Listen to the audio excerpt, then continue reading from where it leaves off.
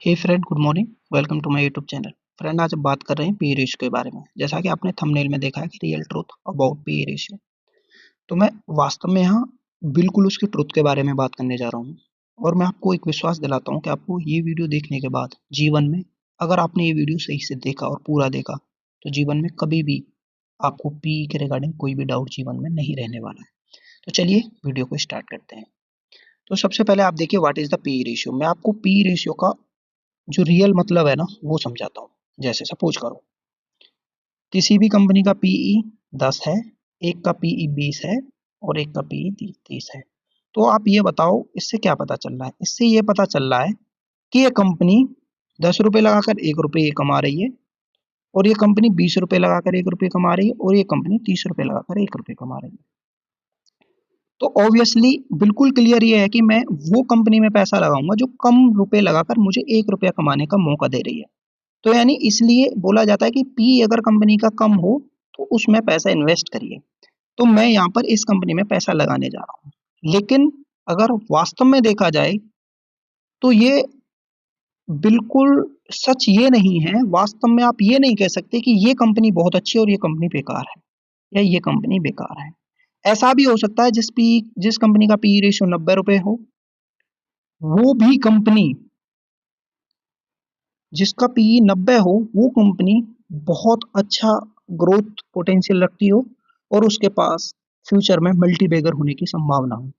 तो पहले हम मोटा मोटा आइडिया ये देखेंगे कि आखिर कैसे पता करें कि पीई कम होने पर अच्छा है या ज्यादा होने पर बहुत अच्छा है। तो ये सब चीज जानने के लिए अभी मैं आपको इसके फॉर्मूला के बारे में बताऊंगा, ठीक है। अब देखिए, जैसे ये नॉर्मल एक फॉर्मूला है, P ratio price to earning ratio. PE बराबर होता है stock price upon earning per share. जैसे मानिए स्टॉक का प्राइस मैंने एग्जांपल में दे रखा है, 200 रुपए स्टॉक का प्राइस है और इसकी अर्निंग पर शेयर है 10 रुपए पे, ठीक है। तो इसका पी आ जाता है हमारे पास में 20 रुपए, इसका पी आ गया। तो यहाँ से आपका क्लियर हो गया कि प्राइस टू अर्निंग रेशियो कैसे निकालते हैं। 20 रुपए आ गया। लेकिन अब लोगों को एक चीज समझ में नहीं आती कि ये अर्निंग पर शेयर कहाँ से आया, ठीक है। इसको चलो मैं अभी नेक्स्ट इसमें क्लियर करता हूँ, ठीक है। ये है, ये ईपीएस है, आप स्क्रीन पर देख रहे हैं ईपीएस। ईपीएस का मतलब है net income upon share outstanding. जैसे अभी मैं टाटा मोटर के बारे में रिसेंटली मैंने स्टडी किया, तो टाटा मोटर में जैसे मैं नॉर्मल, चलो कोई और एग्जांपल ले लेता हूँ। सपोज करिए कोई भी कंपनी है, सपोज टाटा मोटर ले लीजिए, टाटा मोटर है, ठीक है। इसका मैंने क्या देखा कि इसके पास में नेट इनकम 4200 करोड़ रुपए हुई, ठीक है, 42,000 करोड़ रुपए मानिए आप।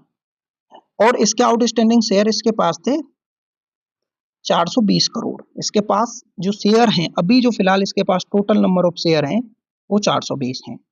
तो अगर मैं इसका निकालता हूं तो इसका पी कितना आ जाएगा? पी आ जाएगा 420 से 4 100 रुपए इसका, सॉरी, ईपीएस कितना आ जाएगा? ईपीएस आ जाएगा इसका 100 रुपए। तो ये ईपीएस निकलता है यहाँ से, समझ में आ गया। अगर अभी आप पता करेंगे कि ये शेयर आउटस्टैंडिंग कहाँ मिलते हैं, अगर आप इसमें जैसे स्क्रीनर पर जाएंगे तो स्क्रीनर में आप एनुअल रिपोर्ट में जब आप सर्च मारेंगे तो आपको एक आउटस्टैंडिंग शेयर्स करके आपको सब पता चल जाएगा। ये इसके लिए, इसके रिगार्डिंग भी मैं आगे कभी ईपीएस के बारे में फ्यूचर में कोई वीडियो बनाऊंगा। अभी आप पहले जस्ट एक मोटा मोटा आइडिया समझिए और इसको यहाँ इतना समझ लीजिए बस। इसके बाद आपको ज्यादा समझने की जरूरत नहीं है। अभी सवाल ये आता है कि ईपीएस, ये हमारी स्टॉक पी बिल्कुल क्लियर हो गया कि यहाँ तक पी का फॉर्मूला क्या था, ईपीएस क्या था, ये एकदम क्लियर हो गया। अब आगे चलते हैं हाई पी वर्सेस लो पी में फर्क क्या है। लोग क्या समझते हैं कि हाई पी एक इंडिकेट करता है हाई ग्रोथ एक्सपेक्टेशन को could be overvalued if future is not realised. ये कह रहा है, क्या आपको ऐसा लगता है कि कोई कंपनी का पीई अगर हाई है तो उसके पास ग्रोथ एक्सपेक्टेशन ज्यादा है, और किसी के पास लो है तो क्या उसके पास ग्रोथ एक्सपेक्टेशन कम है? या स्टॉक अंडर वैल्यूड है, या ये ओवर वैल्यूड हो सकता है? ये सब चीज बिल्कुल हो सकती है। जो कुछ भी यहाँ पर लिखा है वो सब कुछ क्लियर हो सकता है, लेकिन इसके पीछे भी एक स्टोरी है कि हमें इसमें लो पीई अंडर वैल्यूएशन में है, ये कैसे जाने। हाई पीई ओवर वैल्यूड है, ये कैसे पता करें।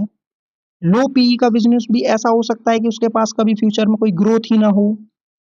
हाँ, हम आज वहां स्टॉक खरीद लें और हमें कभी भी स्टॉक में पोटेंशियल दिखे ही नहीं और स्टॉक वहीं पर घूमता रहे, हमें यहाँ पर कोई पैसा ना बने। हाई पी हो सकता है, हाई पी के चक्कर में हम सोच रहे हो इसका तो पी बहुत ज्यादा है, इसको अभी नहीं लेंगे, और इसका पीई जब डाउन आएगा, पता चला कि इसके पास फ्यूचर पोटेंशियल बहुत अच्छी थी और ये स्टॉक यहाँ से और भाग गया, उसका पीई के पास कोई इतना इम्पैक्ट पड़ा ही नहीं।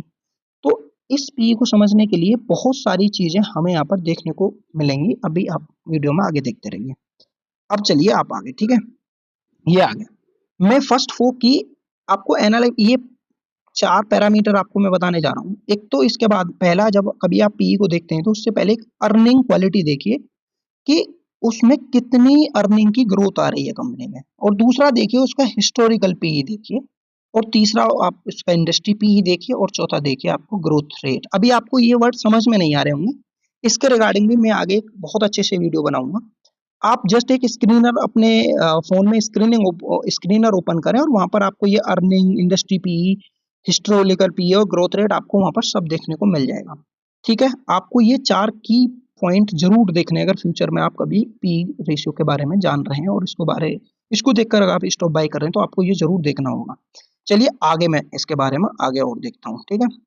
How to use the price to earning ratio. सबसे पहली बात क्या है, लो पीई स्ट्रॉन्ग, क्या आ रहा है, सॉरी, ये लो पीई और स्ट्रॉन्ग कंपनी, आप ये सिचुएशन बनती है, ठीक है। एक सिचुएशन ये रहेगी, डिसीजन हाई पीई है और फास्ट ग्रोथ है, कोई दिक्कत नहीं है अगर ग्रोथ हमें देखने को मिल रही है, ठीक है। क्या पता कंपनी ने बहुत अच्छा कैपेक्स कर रखा हो, कहीं कंपनी बहुत अच्छे से अपना पैसा इन्वेस्ट करने वाली है और उसकी फास्ट ग्रोथ हमें देखने को मिल रही है, तो ये भी यहाँ पर हमें पॉइंट देखने को मिलेगा। High PE plus slow growth, इसमें आपको एक बार देखना पड़ेगा कि स्लो ग्रोथ की रीजन क्या है। कंपनी में पीई बहुत ज्यादा है लेकिन स्लो नहीं, हो सकता है कंपनी के पास में डेब्ट बहुत ज्यादा हो, तो इस सब को भी जब आप ये देखेंगे हाई पी स्लो ग्रोथ है, तो आप में स्लो ग्रोथ का रीजन देखना पड़ेगा, आखिर कंपनी क्यों स्लो ग्रोथ में है, आखिर क्या चल रहा है कंपनी के अंदर। दूसरा एक डिसीजन में क्या बोलेंगे, लो पी प्लस वीक कंपनी है, तो आप इसमें भी मत देखिए, वीक कंपनी का मतलब ये फंडामेंटल बिल्कुल उसके कमजोर हैं, कुछ नहीं, मतलब डेब्ट कंपनी के पास बहुत ज्यादा है, कैश फ्लो कंपनी का बिल्कुल ठीक नहीं चल रहा है, ये सब चीजें आपको बताती हैं कि ये पी अच्छा है और बुरा है। और आगे और चलिए, चलो मैं आगे और देखता हूँ, जैसे कि लेवरेजिंग द पी रेशियो। अगर आपको कभी पी रेशियो का एनालाइज करना है तो इंडस्ट्री का एवरेज देखिए कि इंडस्ट्री एवरेज पी क्या है, विद डायरेक्ट कंपटीटर देखिए, जैसे एफएमसीजी है, एफएमसीजी के और भी स्टॉक के साथ में इसका कंपेयर करिए, और जैसे आईटी स्टॉक है तो आईटी स्टॉक का आईटी स्टॉक के साथ करिए, ठीक है। ऐसा नहीं कि आप आईटी स्टॉक को किसी मेटल स्टॉक के साथ या किसी केमिकल सेक्टर के स्टॉक के साथ किसी कंपेयर कर रहे हैं, तो ऐसे बिल्कुल नहीं होगा। क्या है कि जब आप पी कंपेयर करने जाते हैं तो सेम इंडस्ट्री होना चाहिए, सेम इंडस्ट्री यानी जो कंपनी जो काम कर रही है वो सेम बिजनेस दूसरी कंपनी का होना चाहिए, उसके साथ हमें ये कंपेयर करनी पड़ेगी। और दूसरा क्या है कि कंपनी के हमें हिस्टोरिकल परफॉर्मेंस के बारे में भी एक बार देख लेना चाहिए कि आखिर कंपनी में पहले क्या हुआ था और अभी ये पी कैसे काम कर रहा है। चलिए ये आगे समझ में, अभी आगे चलते हैं। अब मैं आपको ये चीजें दिखाऊंगा इसमें कि हाई पीई लो ग्रोथ, हाई पीई लो ग्रोथ देखिए इसमें, जैसे नेस्ले इंडिया है, आप इस पर देख रहे हैं, ये नेस्ले इंडिया, ठीक है, ये रही नेस्ले इंडिया। तो नेस्ले इंडिया में क्या है कि इसका पी चल रहा अभी 75 टू 78 85 रुपये चल रहा है। और अगर मैं इसके रेवेन्यू की बात अगर मैं करता हूँ, ठीक है, इसके रेवेन्यू की बात करता हूँ तो 7 से 9% पर ईयर इसमें रेवेन्यू हमें देखने को मिल रहा है। लेकिन देख रहे हैं पी ज्यादा है लेकिन ग्रोथ अच्छी नहीं आ रही है इसमें, आखिर क्या है इसमें, ऐसा चल क्या रहा है, ठीक है, आखिर इसमें है क्या ऐसा, ये हमको जानना पड़ेगा। इसका ब्रांड वैल्यू समझनी पड़ेगी, सेफ बिजनेस समझना पड़ेगा, लॉन्ग टर्म इन्वेस्टर देखने पड़ेंगे। पी हाई है पर रिटर्न्स लिमिटेड हो सकते हैं, ये इसका एक वो मिलता है हमें यहाँ से। पेज इंडस्ट्री के बारे में अगर हम बात करते हैं तो पेज इंडस्ट्री का भी पी 70 टू 80 चल रहा है, लेकिन ग्रोथ हमें 6 टू 8% यहाँ पर ग्रोथ देखने को मिल रही है। इसका मतलब क्या, high P because of monopoly brand and premium image के कारण है, बट वॉल्यूम ग्रोथ स्लो है और मार्केट ऑलरेडी मैच्योर रहा है। हाई पी जस्टिफाइड नहीं लग रहा है विद स्लो ग्रोथ, यानी आपको पी के साथ में अगर ग्रोथ भी अच्छी मिल रही है तभी आप उस स्टॉक को चूज करिएगा। अब जैसे हाई पी प्लस, ये रहा high P plus high growth reasonable premium, जैसे ट्रेंड है, आप यहाँ पर ये ट्रेंड देख रहे हैं 180, पी 180 है, सॉरी 130, ठीक है। और इसका रेवेन्यू ग्रोथ हमको 40 से 50% देखना हो, पी भी हो जाता है लेकिन रेवेन्यू ग्रोथ भी ज्यादा है, तो हमें यहाँ क्या लगता है, high P justified by future aggressive growth. ये समझ में आ रहा है कि हमें इसमें ऐसा क्या चल रहा है, इसके लिए भी ये बहुत अच्छा है। टाटा एलेक्सी की अगर बात करते हैं तो टाटा एलेक्सी में 60 से 70 का हमें ये देखने को मिल रहा है पी, और रेवेन्यू ग्रोथ भी 20 से 25% की CAGR हमें यहाँ पर लगातार देखने को मिल रही है। तो हम कह सकते हैं कि हाई पी को हाई ग्रोथ के साथ हमारा रीजनेबल प्रीमियम बनता है, इसमें कोई डाउट नहीं है। तो चलिए आगे, और एक और मैं बता देता हूँ, लो पी प्लस लो ग्रोथ क्या हो सकता है, वैल्यू ट्रैप हो सकती है कंपनी में, याद रखिएगा हमेशा। जैसे ये है एनएचपीसी है, एनएचपीसी में पी चल रहा है 10, रेवेन्यू ग्रोथ 3 से 6% आ रही है। मुझे नहीं लगता कि पी भी कम है और इसमें प्रॉफिट भी नहीं बनना है, रेवेन्यू भी बिल्कुल नहीं आ रहा है, तो क्या है कि सेफ है बट स्लो है, लॉन्ग टर्म रिटर्न्स डल हो सकते हैं, ऐसा इसमें माना जाएगा। कोल इंडिया की बात करते हैं तो कोल इंडिया का पी 7 to 8 है, रेवेन्यू ग्रोथ 3 से 5% है, लेकिन क्या है कि सस्ता है पर फ्यूचर अनसर्टेन है, ठीक है, कुछ दिखाई नहीं दे रहा है, पी भी कम है, फ्यूचर ग्रोथ भी नहीं आ रही, तो हम उस ऐसी कंपनी लेकर करेंगे क्या। अगर मैं केईसी इंटरनेशनल की बात करता हूँ तो पी 11 से 13 रुपए, लेकिन रेवेन्यू ग्रोथ देखिए कंपनी की 15 से 20% का CAGR हमें मिल रहा है। तो हम कह सकते हैं कि ये कंपनी हमारे हिसाब से बहुत अच्छी है। जैसे SJVN है, पी केवल 8-9 है, और इसमें ग्रोथ भी बहुत अच्छी हमें देखने को मिलती है। अगर आप इसका स्टडी करेंगे, इसका फंडामेंटल स्टडी, मैं इसके ऊपर कभी फ्यूचर में कोई वीडियो बनाऊंगा, तो इसका बहुत अच्छा फंडामेंटल है। तो ये सब चीजें हमें यहाँ पर देखने को मिलती हैं। अभी आप, हाँ ठीक है, ये हो गया। अभी मैं आपको एक चार्ट दिखा देता हूँ, ठीक है, चार्ट दिखाते हैं, चलिए। ये चार्ट रहेगा मेरा, सॉरी, यहाँ से ये रहा टाटा मोटर का। भी हम टाटा मोटर की स्टडी करते हैं एक बार, ठीक है। ये टाटा मोटर है, देखिए, ठीक है, ये रहा टाटा मोटर। हम यहाँ पर पी कितना देख रहे हैं, 8.91 का पी हमें यहाँ पर दिखाई दे रहा है, ठीक है, 8.91 का पी दिखाई दे रहा है। लेकिन आप इसमें इसका ग्रोथ देख सकते हैं, इस कंपनी की ग्रोथ देखेंगे, देखो मैं आपको दिखा रहा हूँ इस कंपनी की ग्रोथ, देखिए स्टॉक पी 8.91, लेकिन आपको मैं इसकी ग्रोथ दिखा देता हूँ, ठीक है, ये रहा CAGR इसका दिखा देते हैं। आप देखेंगे कि कंपनी ने सॉरी, ये वाला कहाँ है,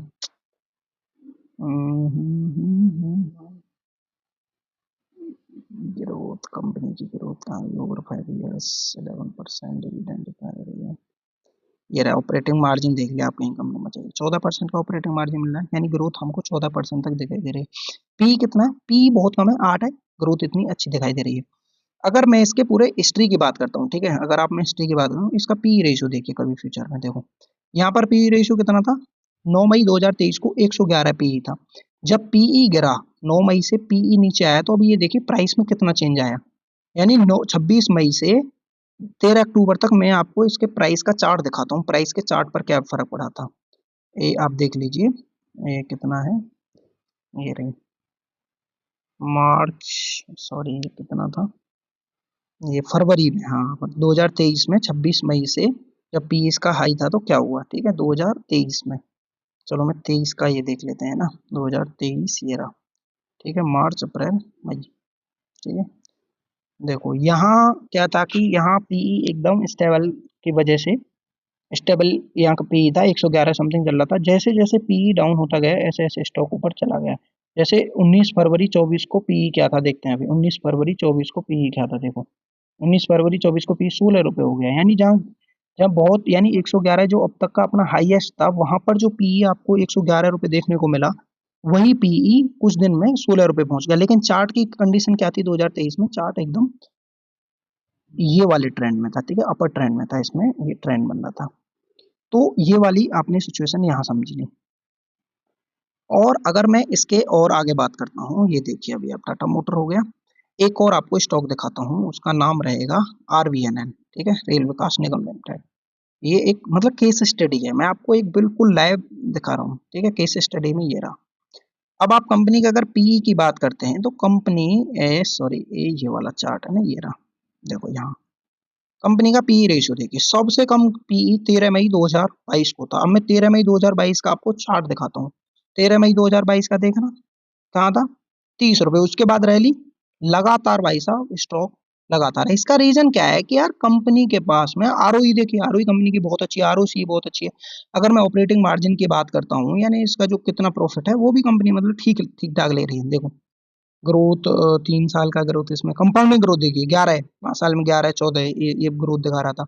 रिटर्न ऑन इक्विटी भी कंपनी में अच्छी थी, यानी इसका फ्यूचर अच्छा था। आप इसका भी ग्रोथ पर मत जाइए, इसका फ्यूचर बहुत अच्छा था, कंपनी बहुत अच्छा ग्रो कर रही थी, कैपेक्स कर रही थी। दूसरा क्या है कि गवर्नमेंट से भी इस कंपनी को अच्छे खासे ऑर्डर्स भी मिल रहे थे, यही इस वजह से कंपनी का पी शुरू में बहुत लो था और अभी आप देखेंगे तो पी 63.8 चल रहा है।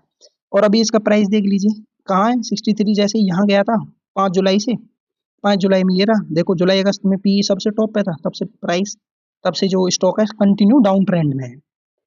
तो आप ऐसे करके पी को पूरी तरह से अच्छे से एनालाइज कर सकते हैं। अगर आपने मेरा ये वीडियो पूरा देख लिया और इसको एक बार दोबारा से फिर से देखिए कि मैंने कंपनी में क्या क्या चीजें चेक की, तो मैं आपको बिलीव दिलाता हूँ कि आपको इसके बाद जीवन में कभी कोई डाउट नहीं रहेगा।